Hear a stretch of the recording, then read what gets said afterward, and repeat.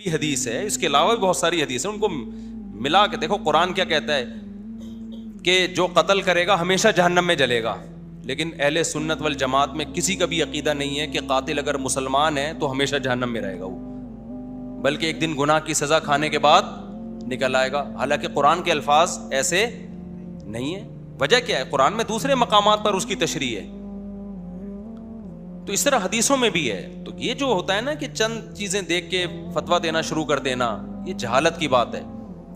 اور غیر مسلم بھی بہت سارے ایک حدیث دیکھ کے اعتراض کر رہے ہوتے ہیں, دیکھو نبی نے یہ فرمایا. میں اکثر ایک حدیث پیش کرتا ہوں, حضرت ابو ذر نبی کے پاس آئے, یا رسول اللہ کہ اگر مسلمان کوئی زنا کرے اور چوری کرے تو کیا ہوگا؟ نبی نے فرمایا مسلمان جنت میں جائے گا. ابو ذر نے فرمایا وَإِن زَنَا وَإِن سَرَقَ, زنا کرے چوری کرے پھر بھی؟ آپ نے فرمایا وَإِن زَنَا وَإِن سَرَقَ, زنا کرے گا چوری کرے گا پھر بھی کہاں جائے گا؟ جنت میں. متفقun علیہ حدیث ہے. پھر حضرت ابو ذر نے پوچھا وَإِن زَنَا وَإِن سَرَقَ, اگرچہ زنا کرے اگرچہ چوری کرے؟ آپ نے پھر فرمایا وَإِن زَنَا وَإِن سَرَقَ, زنا کرے چوری کرے جائے گا کہاں؟ جنت میں. پھر حضرت ابو ذر نے فرمایا یا رسول اللہ وَإِن زَنَا وَإِن سَرَقَ, وہ حیران ہو رہے ہیں نا, اتنے بڑے بڑے گناہ کرے بھی کہاں جا رہے ہیں؟ جنت میں جا رہے ہیں بھائی. پھر انہوں نے فرمایا یا رسول اللہ وَإِن زَنَا وَإِن سَرَقَ, اگرچہ زنا کرے اگرچہ چوری کرے. آپ نے تیسری دفعہ اور سختی سے فرمایا وَإِن زَنَا وَإِن سَرَقَ وَإِن رَغِمَ أَنْفُ أَبِي ذَرٍ, اگرچہ زنا کرے چوری کرے پھر بھی جنت میں جائے گا, اگرچہ ابو ذر کی ناک خاک آلودہ ہو جائے, ابو ذر کی ناک مٹی میں مل جائے, یعنی وہ رسوا ہو جائے, اس کو اچھا نہیں لگ رہا جنت میں جانا اس کا, مگر جائے گا کہاں؟ جنت میں جائے گا. اب ایک ایتھیسٹ نے یہ حدیث لے کے اسلام پہ اعتراض کیا, دیکھو یہ ہے اسلام جو لوگوں کو زنا سکھا رہا ہے, جو لوگوں کو چوریاں سکھا رہا ہے, اور کہہ رہا ہے بس مسلمان ہو جاؤ ڈائریکٹ کہاں جانا ہے؟ جنت میں.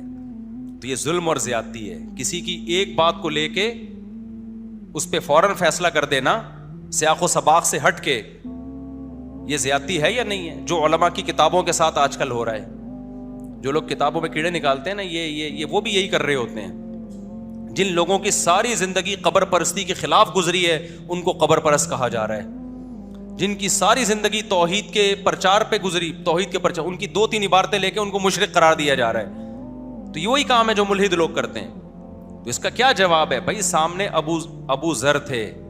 اگر حدیث کا یہ مطلب ہوتا نا کہ زنا اور چوری کی اجازت مل رہی ہے, تو ابو ذر رضی اللہ تعالیٰ عنہ تو بڑے صوفی قسم کے صحابی تھے, وہ تو گناہ سے آخری دم تک اتنا دور رہے ہیں. نبی کو پتا تھا کہ یہ کبھی بھی زنا اور چوری کی جرت نہیں کریں گے. حدیث میں اس کا ذکر نہیں ہے, لیکن دیگر حدیثیں, اسلام میں زنا کی اجازت ہوتی تو زنا کی جتنی سخت سزا اسلام میں ہے کسی اور مذہب میں ہے؟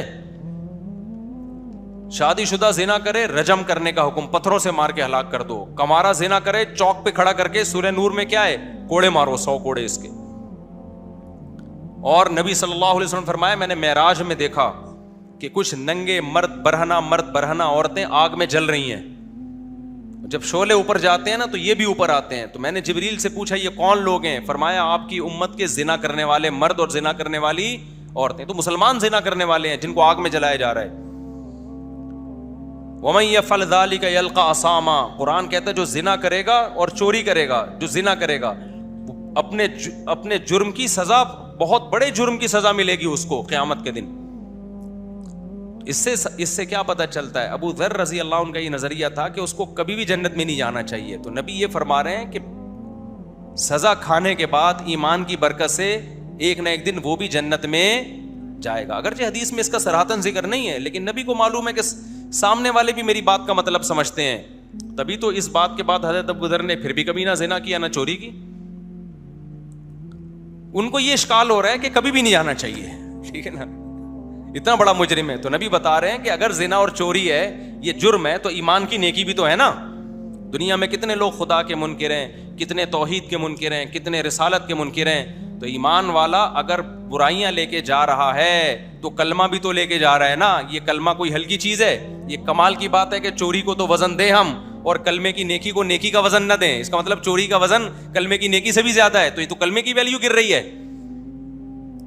کھوپڑی شریف میں بات نہیں آ رہی, میرا خیال ہے آ رہی ہے بات. تو کلمہ سب سے کیا ہے میرے بھائی, وزنی چیز ہے. اللہ کو ماننا, اس کی توحید, ایمان بہت بڑی دولت ہے.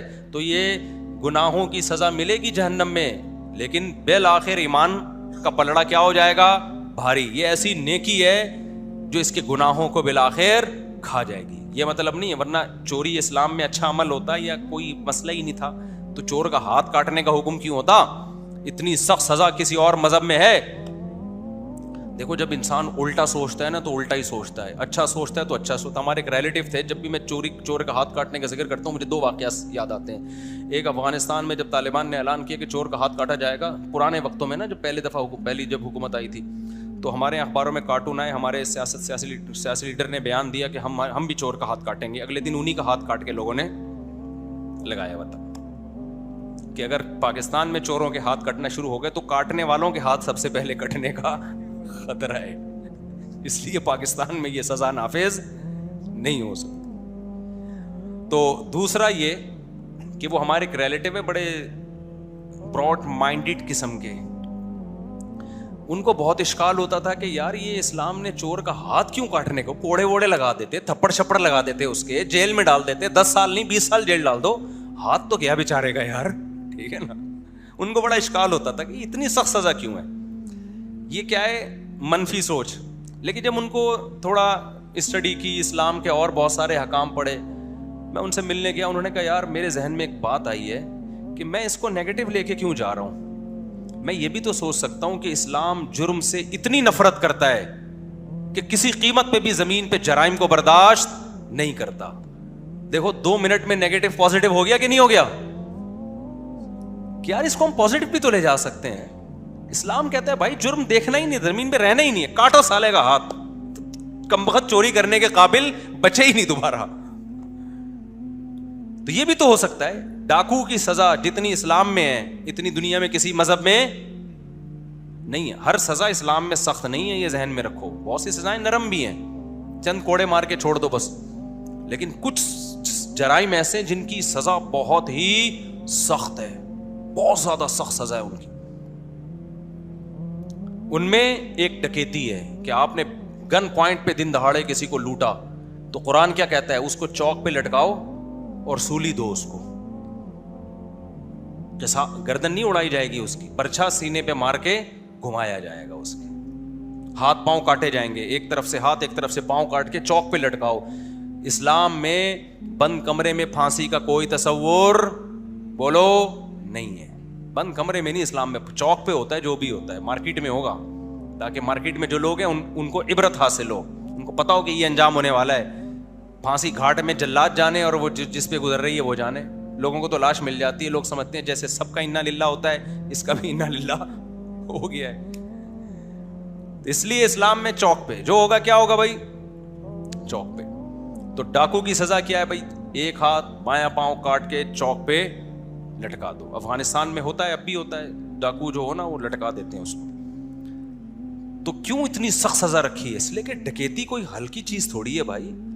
سویڈن سے شادی شدہ جوڑا آیا تھا یہاں پہ, جوان لڑکا, اپنی وائف, ینگ وائف تھی, بالکل نئی نئی شادی تھی, ایک چھوٹا سا بچہ تھا ان کا, پاکستانی تھے. یو پی پہ ڈاکو نے عورت کے سامنے شوہر کو گولی مار دی.